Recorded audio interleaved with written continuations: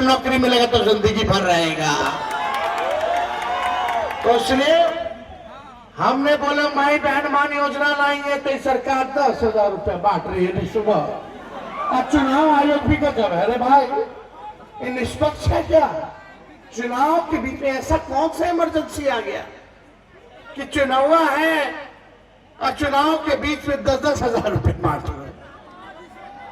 तो आप ज्यादा कुछ नहीं कहेंगे, लेकिन तेजस्वी आएगा तो महंगाई से लड़ने के लिए माताओं बहनों को हर महीने 2,500 रुपया खाता में देगा। ये देख के नहीं देगा कि उसको मिला इसको नहीं मिला। जो गरीब माता बहन है उनको तेजस्वी देने का काम करेगा। 2,500 रुपया महीना, साल का 30,000 और 5 साल का 1.5 लाख रुपया। 1.5 लाख। और तेजस्वी वापस नहीं लेगा, वो मदद के लिए होगा, आपके आर्थिक न्याय के लिए होगा, वो काम करेगा। जितने जीविका दीदी सीएम है उनको हम लोग परमानेंट करेंगे और 30,000 रुपया उनका मानदेय करेंगे। जितने संविदा कर्मी हैं, आउटसोर्सिंग वाले हैं, उन सब का हम लोग जो है पक्का करने का काम करेंगे, स्थायी करने का काम करेंगे। जितने सरकारी कर्मचारी हैं, चाहे नर्स हैं या पुलिस वाले हैं या अन्य सरकारी कर्मचारी हैं, जो होते हैं उनको 70 किलोमीटर के दायरे में ही ट्रांसफर पोस्टिंग दी जाएगी अपने घर से। जो भी पुलिसकर्मी होगा, नर्सेज होंगी, सपोर्टिंग स्टाफ्स होते हैं, चपरासी होते हैं या कोई होगा, 70 किलोमीटर के दायरे में उनका ट्रांसफर पोस्टिंग हम लोग जो है कराने का काम करेंगे। हम लोग चाहते हैं यहाँ कॉलेज का निर्माण होना चाहिए। अभी कहाँ जाते हैं पढ़ाई करने? सब कुछ को ढकेलो। इस सरकार को बदलिए, आपको कहीं जाने की जरूरत नहीं होगी।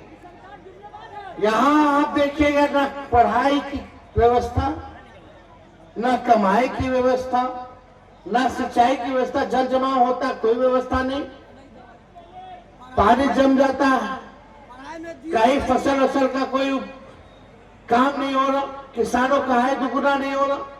तो आप सब लोग, अगर आप लोग एक मौका दीजिएगा तो ऐसा बिहार बनाया जाएगा जहां फूड प्रोसेसिंग यूनिट्स खोले जाए, जहां निवेश आए, जहां एग्रो बेस्ड इंडस्ट्री आए, जहां आईटी पार्क SEZ लगे, जहां स्पेशलिटी मल्टी स्पेशलिटी हॉस्पिटल का निर्माण हो, जहां अच्छे विश्वविद्यालय खुले, जहां अच्छे स्कूल खुले।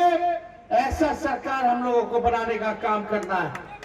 ऐसा बिहार बनाना है जिस बिहार किसी बिहारी को बाहर जाने की जरूरत ना पड़े, सारी सुविधा बिहार में ही मिले। ऐसा बिहार हम लोगों को बनाना है।